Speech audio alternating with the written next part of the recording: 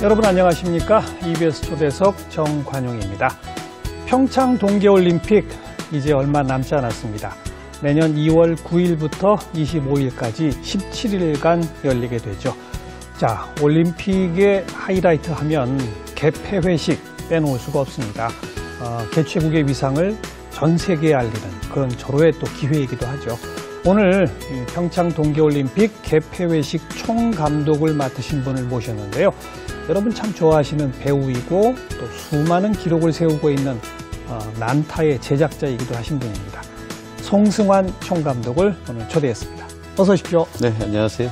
요즘 밤잠은 제대로 주무십니까? 뭐 어떤 날은 악몽을 꾸기도 하고 어떤 날은 또 좋은 꿈을 꾸기도 하고. 언제부터 이거 맡으셨죠? 이제 꼭 2년 한 2, 3개월 됐어요. 2015년 7월에 제가 총감독으로 선임이 됐습니다. 네, 2년 한 2, 3개월이고 이제 몇 개월 안 남았습니다. 거의 여정의 막바지. 그렇습니다. 그죠? 네. 거의 준비 다 돼가고 있겠죠, 이제는? 뭐 우선 처음 시작한 작업이 어떻게 개폐식의 컨셉을 잡느냐는 것부터 시작해서 이제 구성안을 만드는데 오랜 시간이 걸렸고요. 또 이제 구체적인 연출안을 그동안 만들어 왔고, 그래서 이미 지난 3월에 IOC에 최종 연출안을 보고를 했고요. 그 이후부터는 이제 디테일한 디자인 작업들이 또 필요했죠. 무대 디자인, 세트 디자인, 그렇죠. 또 의상, 대도구 이런 디자인 작업들을 그동안 해왔고, 지금은 이제 제작이 다 들어갔고요. 그리고 이제 마지막 리허설을 하기 위한 그런 준비를 하고 있습니다. 아니, 연출안 같은 게 나오면 그걸 IOC에 보고를 해야 돼요? 네, IOC에서는 이게 우리나라만의 축제가 아닌 전 세계인의 축제다 보니까 개폐식에 너무 정치적이라든가 종교적인 메시지라든가 또 상업적인 메시지가 들어가면 안 되니까 이제 그런 것들을 다 또 프로토콜이라고 해서 IOC 룰에 맞춰서 해야 하는 공식 행사가 있어요. 그런 공식 행사는 그동안 IOC가 어느 나라 올림픽을 하든지 어떤 룰을 적용해 왔거든요. 그렇죠. 그 룰에 맞는지 이제 이런 것들을 다 점검을 하죠. 그렇다고 뭐 시시콜콜이 간섭하고 그런 건 아니겠죠? 예, 물론 그렇진 않지만 가장 큰 이슈는 이제 어느 나라의 특정적인 종교나 혹은 또 정치적인 이슈 이런 것들이 전 세계 모든 나라가 모이는 축제니까 어떤 나라가 와도 편향되지 않게끔 하는 그런 것에 IOC가 신경을 많이 쓰죠. 네.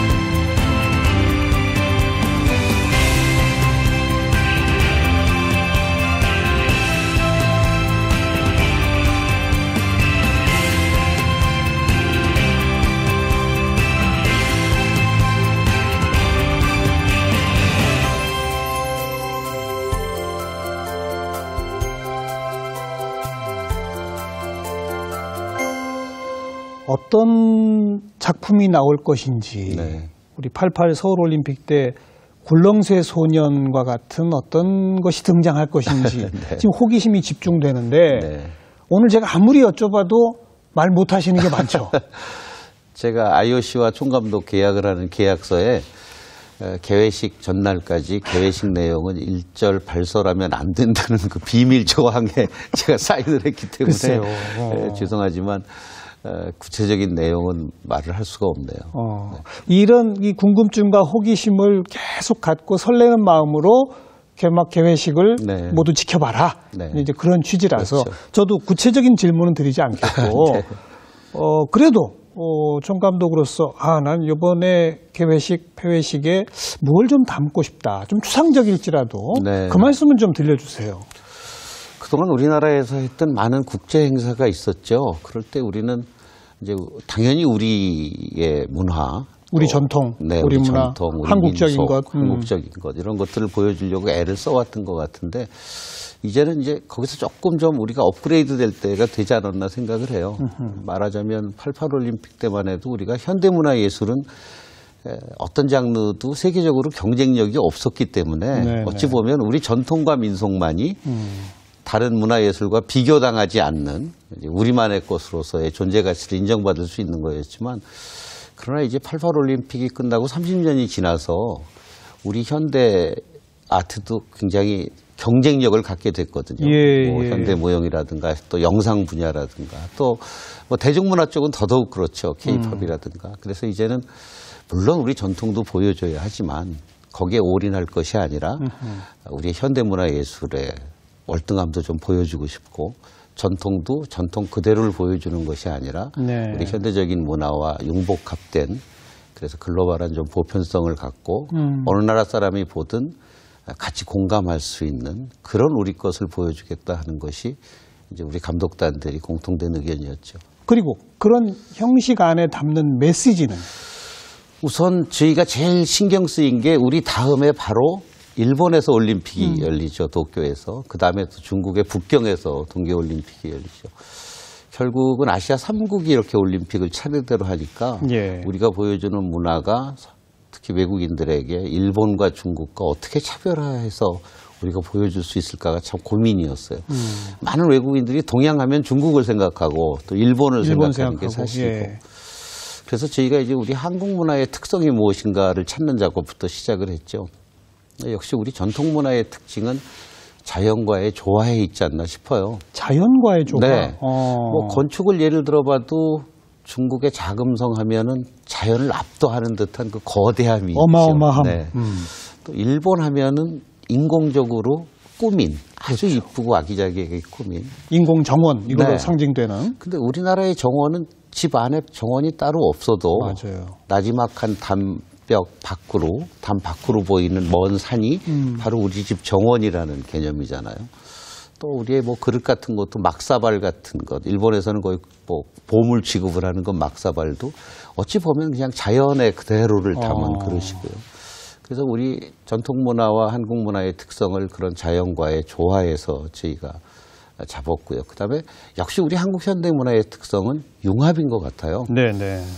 뭐 그동안 우리가 중국 문화 영향을 받은 것도 사실이고요. 또 일제 침략기에는 일본 문화 영향도 받았고 또 6.25 이후에는 정말 물밀듯이 밀려오는 미국 문화 영향도 받았고 그러나 우리가 어느 곳에도 종속되지 않았거든요.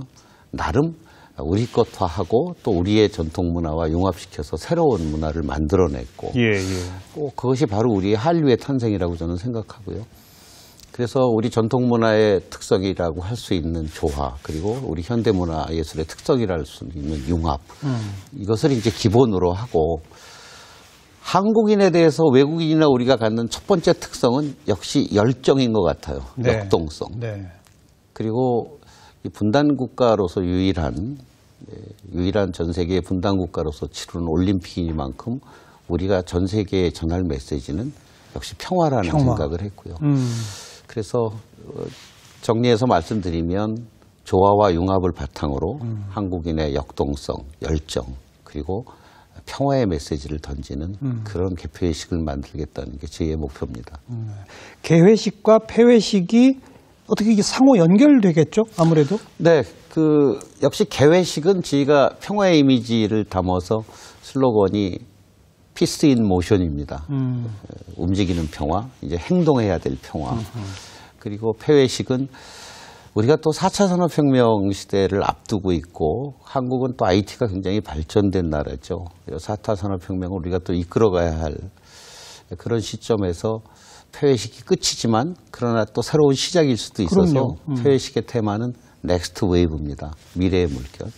그래서 개회식은 Peace in Motion 그리고 폐회식은 넥스트 웨이브로 그렇게 테마를 잡았습니다. 최근에 뭐 하계 동계 올림픽 등등의 개폐회식 면밀히 분석을 다 하셨을 거 아니겠어요? 네. 우리 송 감독님한테 가장 크게 어떤 울림을 줬달까? 네. 그런 게 혹시 있었나요? 사실 제가 모든 나라 올림픽의 개폐식을 봤던 건 아닌데 요번 기회에 이제 그걸 다 볼 수밖에 없었죠. 보고 느낀 건 다들 정말 너무너무 잘했어요. 그래서 부담감이 너무너무 컸고요. 또 사실 우리 앞에 굉장히 큰 나라들이 올림픽을 했습니다. 그렇죠. 바로 전에 동계올림픽이 소치, 러시아라는 아주 큰 나라였고 또 문화자산이 풍부한 나라잖아요. 그렇죠. 또 중국 북경올림픽도 굉장히 규모가 엄청나게 컸고 또 런던도 역시 마찬가지였고 그래서 규모 면에서는 우리가 경쟁할 수가 없어요. 네. 그들이 올림픽 개폐식에 쏟아부은 예산도 엄청났고 출연 인원도 굉장히 많았고요. 그래서 우리는 그런 규모가 아니라 굉장히 작지만 알찬 그리고 우리의 메시지를 정확하게 전달해 줄 수 있는 이제 그런 올림픽을 만들어야겠다는 생각이 오히려 다른 나라 올림픽을 보면서 더 많이 들 수밖에 없었죠. 네. 예산이 과거 최근에 있었던 그런 개폐회식 예산에 어느 정도가 됩니까? 비교하자면. 다른 나라들도 예산을 정확하게 솔직하게 잘 안 밝힌대요. 그래도 행사 규모를 보면 좀 추정되는 게 있잖아요. 그런데 저희가 보면 런던 같은 경우도 거의 한 2천억 정도가 개폐식 예산으로 쓰였고 북경은 뭐 외신에서 추산하기는 한 6천억 정도를 쓰지 않았나 그렇게 예상을 하고요. 또 러시아는 잘 밝히지 않지만 그 소치에 동원된 인원과 그 세트와 이런 규모를 보면 거의 뭐 북경만큼의 예산을 쏟아붓지 않았나 싶어요. 역시 6천억. 네네. 저희는 한 10분의 1 정도 됩니다. 10분의 1. 네. 그리고 또 이 개폐회식만을 위한 건물을 새로 지은 거 아니겠습니까? 네, 그럴 수밖에 없는 것이 올림픽이 열리는 평창 지역에 3만 4만 명의 관객을 수용할 만한 그런 공간이 없으니까 운동장을 새로 지어야 하는데 사실 잠실 경기장 같은 큰 경기장을 하나 짓는데 예산이 굉장히 많이 들죠. 그래서 제가 총감독이 되기 이전에 이 개폐식장은 임시 건물로 짓겠다는 계획이 확정돼 있었어요. 개폐식만 하고 다시 철거하는. 그렇죠. 그래서 제가 설계도를 보니까 그 임시 건물인데도 불구하고 이렇게 축구장처럼 지어져 있었어요. 설계가. 과거에 올림픽 개폐식을 되게 축구장에서 많이 했으니까요. 축구장이면서 주변에 육상 트랙이 주경기장. 주경기장. 근데 사실 동계올림픽은 그 운동장에서 게임을 하나도 하지 않습니다. 안 하죠. 스키는 스키장 가서 타고 스케이트는 스케이트장 가서 타고. 이제 하계올림픽 때는 거기서 축구도 하고 대개 개회식 끝나면 축구를 하고 또 마라톤이 끝나면 폐회식을 하고. 근데 동계올림픽은 그라운드 게임이 하나도 없으니까 이것은 운동장이 아니라 개폐식장만을 위한 공연장의 개념으로 다가가는 것이 더 효과적이겠다 생각을 해서 그런 공연장의 개념으로 개폐식장을 좀 지었으면 어떻겠느냐 그런 의견을 냈고요. 저희 감독단에서 최초에 낸 의견은 사실은 눈꽃 모양의 육각형이었어요. 동계올림픽을 상징하는 눈꽃 모양의 육각형. 근데 뭐 여러 가지 예산이나 공기 문제 때문에 건설사 측에서 오각형을 제안을 했고요. 오각형도 의미가 있다고 생각했어요. 오륜의 의미도 있고 그렇죠. 서양이 아닌 동양에서 열린 올림픽의 음양오행이라는 동양 철학의 의미도 있고 그래서 이제 오각형의 운동장이라기보다는 개폐식의 공연을 위한 야외 공연장의 개념으로 개폐식장이 만들어졌죠. 네. 그러니까 형식면에서 기존의 모든 올림픽은 다 사각형의 그런 운동장에서 했으니까 다른 연출이 가능해질 것 같아요. 그것이 아마 이번 동계올림픽 개폐식이 다른 올림픽과 제일 차별화되는 부분일 거예요. 그렇겠죠. 늘 커다란 축구장 같은 스타디움에서 개폐식이 열렸는데 이번에는 평창 동계올림픽은 공연장 같은 개념이고 또 저를 비롯해서 연출이나 또 저희 감독단의 많은 스태프들도 공연을 만드는 사람들이니까 오히려 굉장히 익숙한 공간이어서 연출안을 만드는데도 아이디어가 더 좋았습니다. 그리고 축구장은 바닥을 팔 수 없잖아요. 거기서 축구해야 되니까. 그렇죠. 공연장은 바닥을 파도 되잖아요. 그래서 제가 연극 무대 지하에서 뭐가 막 올라오듯이. 그래서 저희가 이제 오각형의 그런 공연장 같은 개념으로 건설을 하면서 조금 우리 한국인의 열정을 보여주기 위해서는 역시 스피드잖아요. 장면 전환도 좀 스피드하게 되고 저는 연극이나 뮤지컬을 많이 만들었으니까 저희가 사실은 상부와 하부 무대가 굉장히 중요하죠. 과거에는 잔디밭 잔디 하나도 못 건드렸기 때문에 할 수 없는 일이었는데 이번에는 새로 만들었기 때문에 저희가 지하를 한 5m 파서 이제 지하의 하부 구조를 만들었습니다. 그래서 다른 개표회식에서는 보지 못한 출연 인물들의 등장, 또 퇴장, 또 상부의 움직임 이런 것들을 보실 수 있을 거예요. 네, 이 궁금증은 여전히 많은데 대략 그래도 머릿속에 윤곽, 그림은 좀 그려봤습니다. 새로 만들어지는 오각형의 공연장 형식의 개폐회식장에서 입체적인 전환으로 규모는 크지 않지만 빠른 전환. 그러면서 메시지가 들어가 있는. 대략 그림은 좀 그려봤습니다. 그나저나 이제 우리 송승환 감독 개인 이야기를 좀 이제 나눌 텐데, 그러니까 2년 뭐 몇 개월 전에 이거 좀 맡아주십시오라고 왔을 때 느낌이 어떠셨어요? 벅차기도 했고요. 왜냐하면 올림픽 개표회식이라는 건 제가 만든 공연보다는 규모가 너무 큰 공연이죠. 다르죠. 또 평생에 한 번, 두 번밖에 할 수 없는 기회가 많지 않은. 그래서 우선 가슴이 벅찼고요. 두 번째는 겁도 났어요. 당연히. 그래서 처음 제의를 받고 며칠만 좀 생각할 시간을 주십시오 하고 고민을 했죠. 근데 역시 제 인생을 이렇게 돌이켜보면 저는 그 남들이 늘 했던 것보다는 뭐 새로운 일을 좀 여러 번 시도했던 경험이 있어요. 그리고 그때가 제일 즐거웠던 것 같아요. 뭐 난타를 만든 것도 새로운 시도였고. 그리고 그동안 일을 해오면서 이 일을 하느냐 마느냐 할 때 가장 중요한 결정은 이 일이 과연 재미있는가? 나한테? 네. 재미있어야 제가 최선을 다할 수 있잖아요. 아무리 돈이 많이 생기고 혹은 뭐 큰 명예가 오는 일이라도 그 일이 재미없으면 최선을 다할 수 없을 것 같아요. 가슴을 뛰게 하는 거가 있어야죠. 근데 이렇게 큰 무대에서 큰 공연을 만드는 일은 굉장히 재미있을 것 같다는 생각이 들었어요. 그래서 부담감도 있지만 그러나 재미있겠다. 그리고 의미 있겠다는 생각을 했어요. 대한민국을 새롭게 알릴 수 있는 기회, 또 30년 전에 올림픽을 하고 30년 만에 한국의 문화예술이 얼마나 발전했는지를 보여줄 수 있는 좋은 기회라면 최선을 다해서 해보자라는 생각을 했고, 또 이 올림픽 개폐식이 절대로 제 혼자 하는 작업이 아닙니다. 수많은 스태프들이 함께하는 작업이니까. 협업이죠, 협업. 네, 그런 면에서 유능한 스태프들하고 함께 잘 만들어 보자라는 생각을 하고 승낙을 했죠. 이제 반대로 질문입니다. 그 사람들은 왜 송승환을 찾아왔을까? 글쎄요.